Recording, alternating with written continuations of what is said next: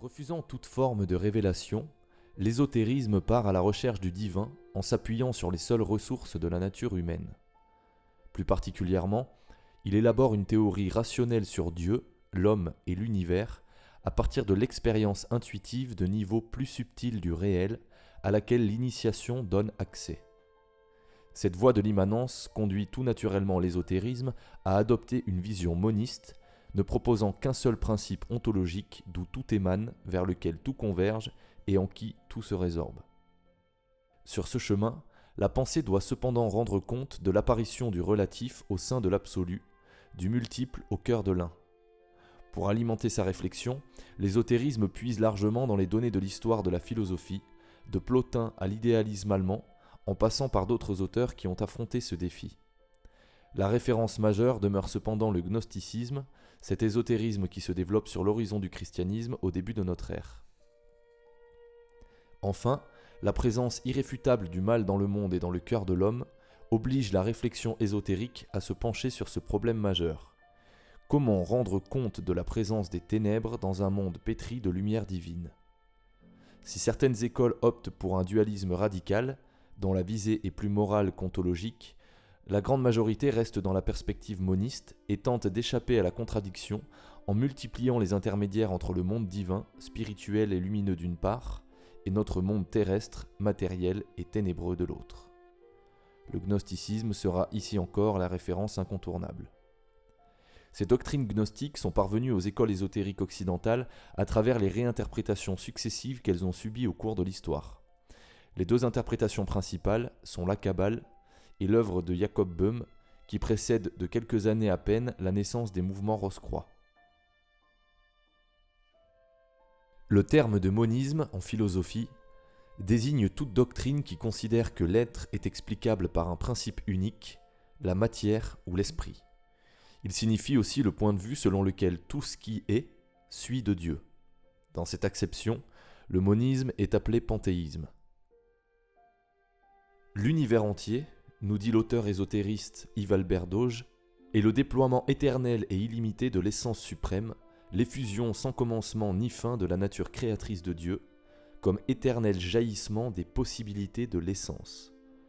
Il ajoute, sous les phénomènes, les mouvements involutifs-évolutifs, les formes, le jeu des particules, la complexité des implications, il y a une supralumière qui s'expérimente elle-même à travers tous les possibles.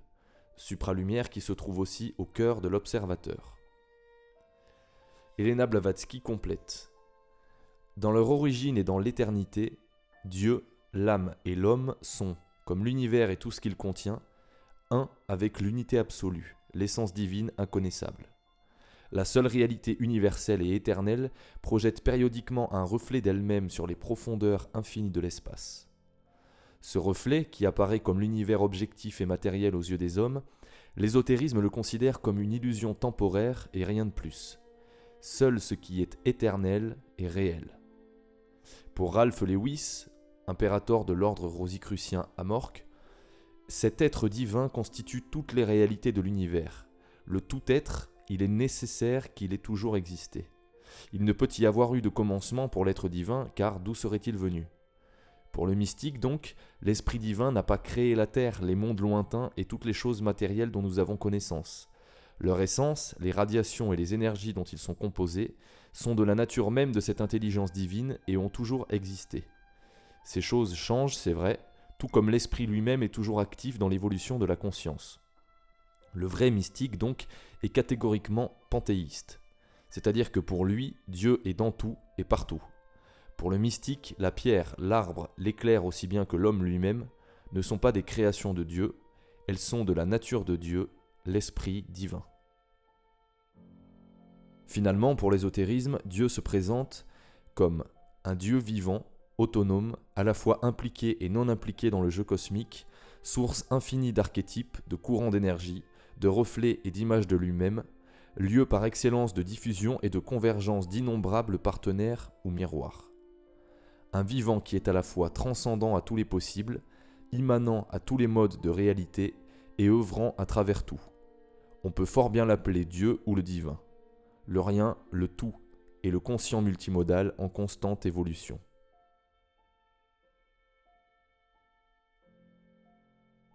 Dans l'émanationnisme, le manifesté est présenté comme le rayonnement de l'être divin. Or, si nous poussons plus loin l'analogie physique, les photons qui constituent les rayons et portent la lumière du soleil jusqu'aux confins de l'univers ne sont pas de nature différente que la fournaise dont ils sortent. Il s'agit bien de la même énergie qui se diffuse du cœur de l'astre jusqu'à nous. De même, tout le manifesté est de même nature que la source divine, nécessairement impersonnelle, dont il émane. En même temps, l'énergie s'épuise à mesure qu'elle se diffuse. Ainsi, le rayonnement divin engendre des formes de vie de plus en plus dégradées à mesure qu'il s'éloigne de la source jusqu'à la matière, ultime manifestation à la limite du non-être, opacité maximale dans laquelle s'épuise le rayonnement. La matière est toujours de nature divine, mais son essence est à peine reconnaissable. L'esprit s'est cristallisé aux confins du néant. Remarquons que le mouvement entraîne les photons à s'éloigner du soleil. De même, l'émanation éloigne les êtres de la source divine. C'est le processus d'évolution au cours duquel l'illusion de l'individualité s'impose progressivement. Ce processus continuerait indéfiniment, rendant le retour de plus en plus difficile, si au moment critique, quelques êtres supérieurs, les maîtres ou avatars, n'intervenaient pas pour réveiller et réorienter des étincelles divines égarées aux confins du divin en expansion. Le retour, ou involution, consiste alors en une prise de conscience progressive de la vraie nature du manifesté et une identification avec cet unique principe omniprésent en toute chose. Ce chemin passe donc nécessairement par la négation de l'éparpillement du divin dans les individualités multiples et aboutit à la fusion des parties dans le tout dont elles sont émanées et dans lequel elles se résorbent. Le mouvement n'a pas vraiment d'orientation, il est plutôt cyclique, de l'un originel à l'identique final, en passant par une série d'étapes qui ne sont que des transformations éphémères et finalement illusoires à l'intérieur de l'être divin, au sein duquel aucune réelle nouveauté ne saurait apparaître.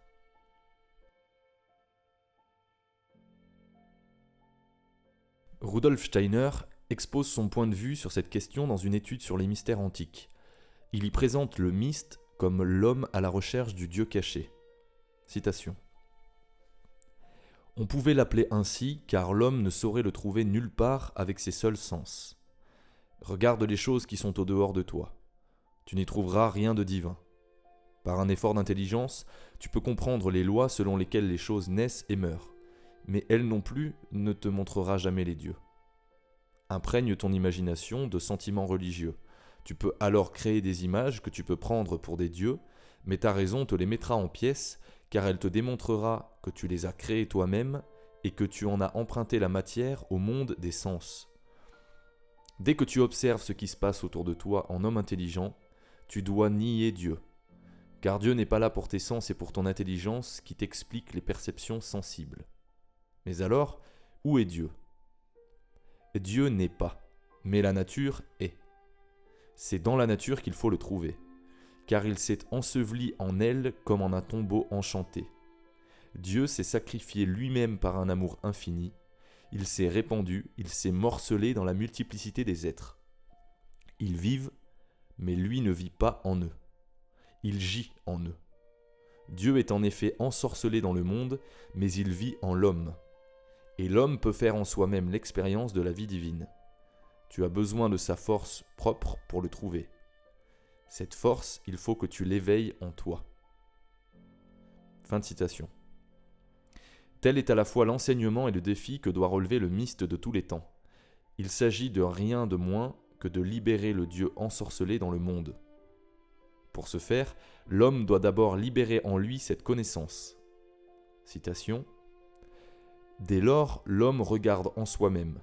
Le divin agit en son âme, force créatrice cachée, n'ayant pas encore d'existence. Dans cette âme est un lieu en lequel le divin ensorcelé peut reprendre vie. L'âme est la mère qui peut concevoir le Dieu de la nature. Que ton âme soit fécondée par la nature, et elle enfantera le divin. Il naîtra de ce mariage de la nature avec l'âme. Ce n'est plus alors un Dieu caché, mais un Dieu manifesté. Il est vivant, sa vie est perceptible, elle chemine parmi les hommes. C'est le Dieu en l'homme, réveillé de son sommeil magique, le Fils du Dieu ensorcelé. Ce n'est certes pas encore le grand Dieu qui fut, qui est et qui sera, mais en un certain sens, il peut être considéré comme sa manifestation. Le Père demeure caché, mais le Fils est né de la propre âme de l'homme. C'est la naissance d'un enfant de Dieu. C'est le grand secret du myste. Créant lui-même le Fils de Dieu, il le délivre, mais il le prépare tout d'abord à reconnaître ce Fils de Dieu créé par lui. Fin de citation. Ainsi, dans l'ésotérisme, tout est divin, mais la complexité de la structure de l'homme permet à Dieu d'accéder en lui à la conscience, au terme d'une longue évolution à travers tous les plans de la manifestation où il était dispersé. Citation d'Yves Albert Doge. On peut dire, au fond, que tout se passe comme si Dieu, en nous et par nous, s'appelait lui-même. Fin de citation. Ce n'est certes pas par le raisonnement que l'homme peut prendre conscience du mystère auquel il participe. Il faut un réveil, une illumination qu'opère précisément l'initiation. Ce travail d'enfantement de l'enfant Dieu en nous, ou de libération du principe divin enfoui au fond de nous-mêmes, est décrit dans le fameux document de la tradition hermétique, la Tabula Smaragdina. Ce qui est en bas est comme ce qui est en haut, et ce qui est en haut est comme ce qui est en bas. L'homme, miroir de l'absolu, doit donc trouver en lui-même le mystère de son origine. L'Hermès cosmique est reflété dans son propre cœur. S'ensuit l'affirmation de l'unité de toutes choses en leur origine et une explication symbolique de la genèse du multiple. L'art suprême de l'alchimiste consiste donc à libérer l'étincelle divine enfouie au fond de sa nature humaine, microcosme à l'image du macrocosme. Les trois parties de la philosophie universelle sont la connaissance des trois dimensions de l'être humain, et par là de tout le manifesté et non manifesté, les dimensions physiques, psychiques et spirituelles. Le terme spirituel est pris ici au sens où l'entend l'ésotérisme.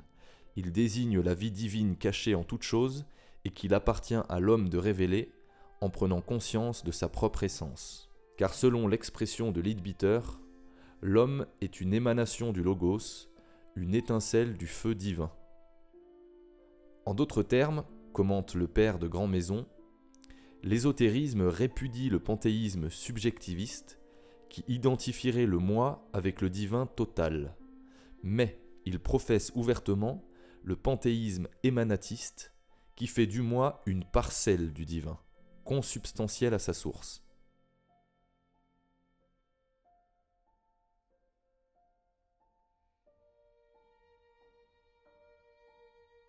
Quelle relation le christianisme peut-il entretenir avec ce type de pensée ?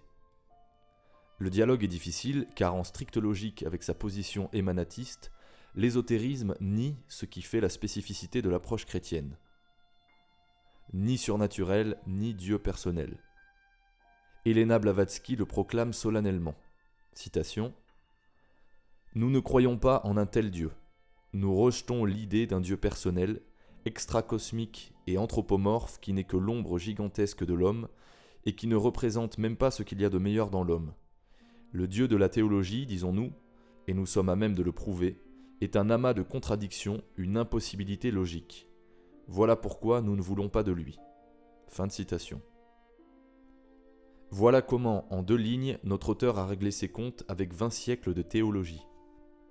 Ce discours n'étonne pas de la part de Blavatsky, qui se réfère explicitement aux traditions orientales pour justifier le monisme émanatiste qu'elle professe. Mais il n'y a pas qu'elle. La majorité des écoles ésotériques ne voient dans le caractère personnel du Dieu de la tradition juive, exacerbé dans le mystère de l'incarnation professé par le christianisme, qu'un anthropomorphisme grossier. L'ontologie créationniste selon laquelle la créature est tirée du néant et portée à chaque instant dans l'être par la puissance de la parole créatrice du Père, prononcée dans le souffle de l'esprit d'amour, s'oppose donc à l'ontologie panthéiste, selon laquelle tout ce qui existe émane de l'être divin, dont il ne se différencie pas ontologiquement. Le dynamisme de la création, par contre, est franchement orienté, finalisé, et est source de nouveautés radicales. Le Créateur appelle à l'existence des êtres qui n'existaient pas et ne pourraient exister en dehors de cet acte créateur. Celui-ci consiste essentiellement en une relation dont Dieu a l'initiative et qui est finalisée sur la libre réponse de la créature rationnelle, c'est-à-dire l'homme. « Tu nous as créés vers toi », nous dit saint Augustin dans ses Confessions, « et notre cœur est sans repos tant qu'il ne demeure en toi. » Dieu tire sa création du néant, c'est-à-dire qu'il ne la façonne pas à partir de sa propre substance divine ou d'un matériau préexistant, et l'attire vers lui afin qu'elle trouve en lui, dans le partage de sa vie divine, la plénitude de bonheur pour laquelle il l'a créée. Cet acte, par lequel Dieu, suréminemment personnel, suscite une altérité en vue d'un dialogue et d'une communion d'amour, est appelé à trouver son accomplissement dans une union transformante qui respecte pleinement la distinction des natures et des personnes, de l'amant et de l'aimé. D'où la mise en garde de l'Église contre ce qui lui apparaît comme une hérésie par rapport à sa doctrine. Le terme d'hérésie est toujours relatif à la doctrine de l'Église, c'est-à-dire au corps de propositions théoriques et pratiques résumant l'interprétation considérée comme orthodoxe de la révélation. Du grec aéresis, choix, on désigne par ce terme, en premier lieu, une conception erronée en matière de foi qui consiste essentiellement à séparer une ou plusieurs vérités de foi du contexte organique de l'ensemble et à les entendre ainsi isolées de façon erronée, ou encore à nier un dogme. Lorsque l'Église met en garde contre une hérésie, c'est bien sûr toujours aux croyants qu'elle s'adresse. Il s'agit d'un service que l'Église offre aux siens afin qu'ils puissent demeurer dans l'interprétation juste et intégrale de la révélation divine à laquelle ils croient et dont ils ont choisi de vivre. Il me semble important de bien comprendre que l'Église n'outrepasse pas ses droits et ne se montre ni intolérante ni fanatique en veillant sur la doctrine dont elle est dépositaire et en informant ceux qui en ont reconnu la vérité. En ce qui concerne la théosophie, voici quel fut le discernement de l'Église. Citation de la documentation catholique de 1921. Dans la séance plénière tenue par les cardinaux inquisiteurs généraux en matière de foi et de mœurs, cette question a été posée. Les doctrines aujourd'hui appelées théosophiques peuvent-elles se concilier avec la doctrine catholique ? Est-il permis en conséquence d'adhérer à des sociétés théosophiques, d'assister à leurs réunions, de lire leurs livres, bulletins, journaux et écrits ? Les cardinaux, après avoir recueilli le vote des consulteurs, ont décidé de répondre « non » sur tous les points. Le jeudi 17 juillet, le pape Benoît XV, dans l'audience ordinaire accordée à Monseigneur l'assesseur du Saint-Office qui lui a fait connaître la réponse ci-dessus, l'a approuvé et en a ordonné la publication. Fin de citation. L'objet propre de la condamnation est de montrer l'impossibilité d'un accord entre la théosophie et le christianisme, car c'est précisément sur cet accord prétendu que les théosophes basent leur méthode pour répandre leur doctrine, puisqu'ils laissent entendre que la théosophie peut se concilier avec toute croyance, y compris même le christianisme.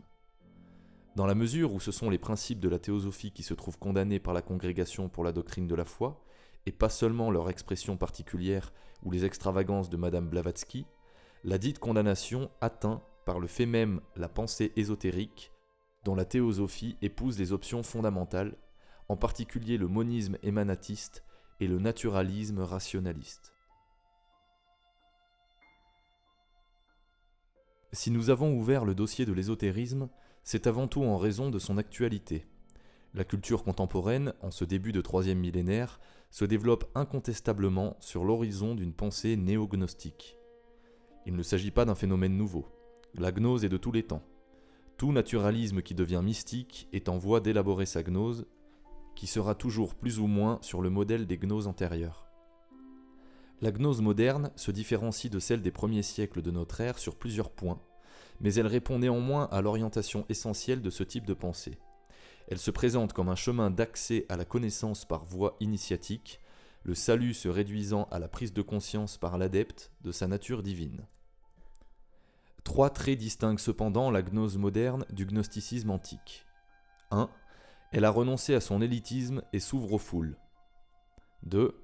Elle ne propose plus de libérer l'homme de la prison de son monde matériel, mais au contraire, veut lui offrir l'accès à l'illumination au cœur même de ce monde, appelé à redevenir l'Éden qu'il était avant que la connaissance ésotérique ne se perde. 3. Elle ne se focalise plus sur la question du mal, qui devient un problème marginal.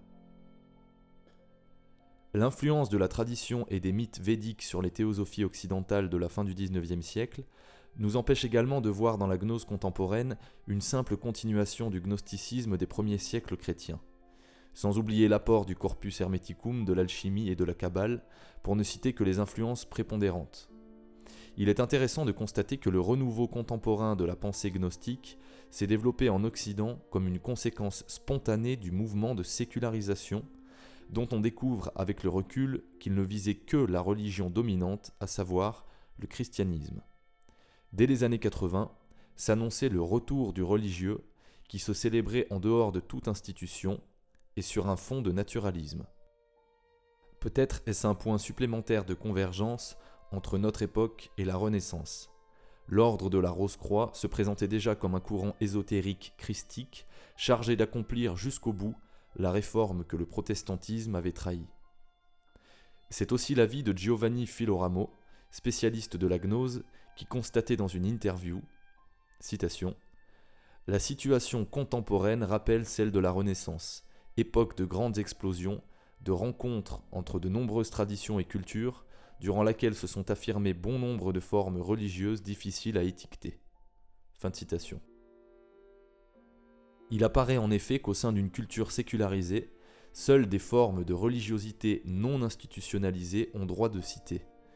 Comme de plus la doctrine religieuse visée par la sécularisation est essentiellement le transcendantalisme chrétien, il est logique que les nouvelles formes de religiosité s'enracinent dans les traditions orientales d'une part et dans l'ésotérisme de l'autre, qui se réclament tous deux de l'immanentisme. Giandomenico Mucci parle d'une religion transversale. Citation, « Dépouillée de l'agressivité du vieil anticléricalisme, revêtue des vêtements préparés pour elle par le rationalisme, la gnose se présente sans passion idéologique, parfois même sous la neutralité du néo-illuminisme technocratique et scientifique, comme savoir supérieur, définitif, moderne. Elle sait bien que son antagoniste est l'Église.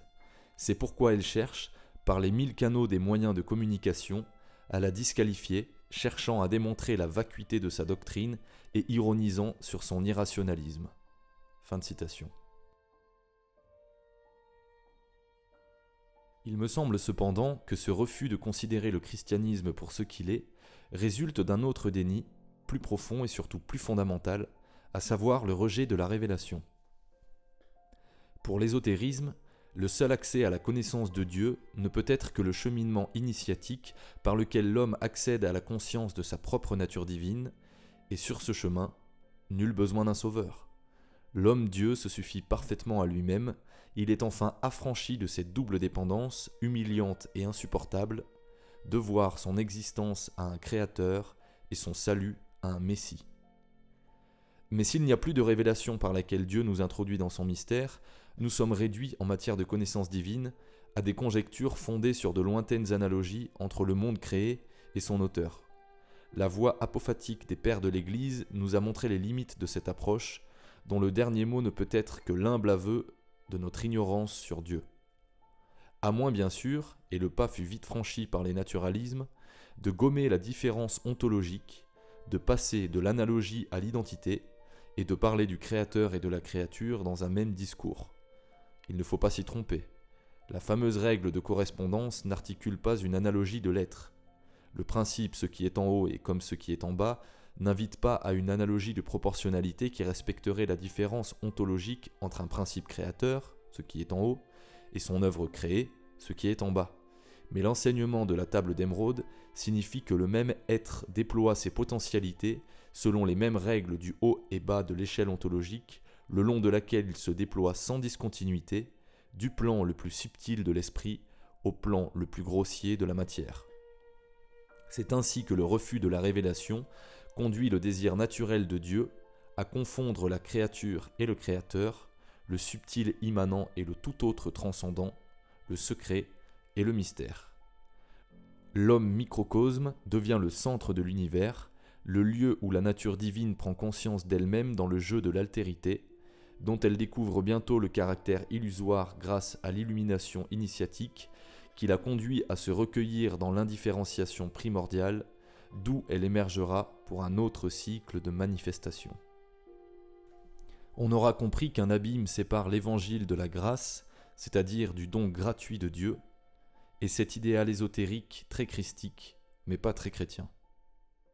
Citation : de toutes les grandes traditions existant sur la planète, écrit Henri Normand, la seule à ne pas avoir de mouvement gnostique en son sein est l'Église latine. Fin de citation. Précisément, parce qu'elle n'est pas une voie de salut par la connaissance, mais par l'humble cheminement à la suite du Christ, non pas un Christ cosmique dépourvu d'humanité, mais Jésus, fils de Joseph, le charpentier de Nazareth, Jésus, le rabbi itinérant que le Père lui-même a désigné comme son Fils bien-aimé. Car c'est dans le mystère de l'incarnation de son Fils unique qu'il a plu au Père de nous révéler son amour. C'est lui, Jésus, le chemin véritable de la vie qu'il faut parcourir, non en un sens symbolique, mais bien réellement, par une vie en conformité avec la sienne. Il s'agit, nous dit saint Paul, de le connaître lui, avec la puissance de sa résurrection et la communion à ses souffrances. Lui devenir conforme dans sa mort afin de parvenir, si possible, à ressusciter d'entre les morts. Telle est la bonne nouvelle qui demeure cachée aux sages et aux savants, mais que le Seigneur révèle aux tout petits. Le Père nous appelle à la vie filiale adoptive. Il nous offre, dans l'esprit, de participer à la vie divine que seul le Fils unique possède par nature.